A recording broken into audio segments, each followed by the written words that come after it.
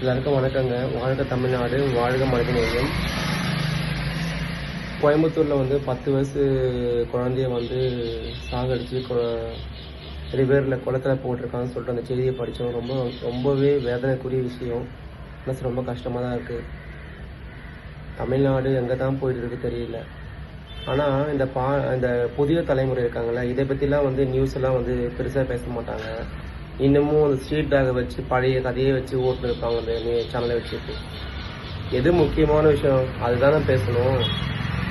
இப்போ பாருங்கள், இதுதான் நேரம் சொல்லிட்டு எதிர்கட்சி வந்து ஆளுங்கட்சி வந்து குறை சொல்கிறாங்க.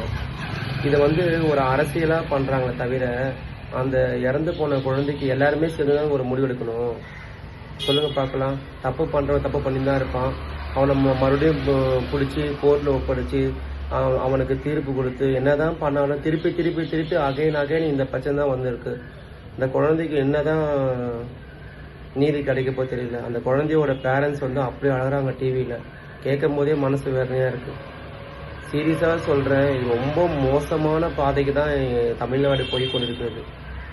நிஜமாலேயே ஒருத்தரை பதில் ஒருத்தர் குறை சொல்லிக்கிட்டு இதே தான் போதைப் பொருளை வந்து ஒழிக்கிறதுக்காக தான் பாடுபடுறோம். அதுக்குள்ளே இந்த மாதிரி நடக்குதுன்னா என்ன பண்ணுறதே ஒன்றும் புரியல. சுத்தமே மனசு காலேருந்து அந்த நியூஸை கேட்டுலேருந்து அந்த குழந்தை எப்படி துடிச்சிருக்கும்.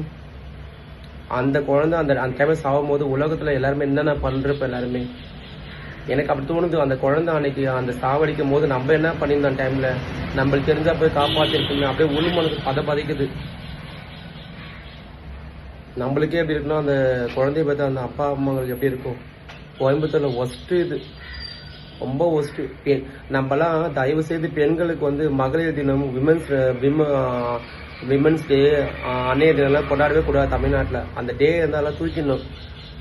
இனிமேல் செலிப்ரேட் பண்ணக்கூடாது. இது மாதிரிலாம் இல்லை, பெண்களுக்கே பாதுகாப்பு இல்லை. அப்புறம் எதுக்கு நம்ம கொண்டாடணும் அதெல்லாம்.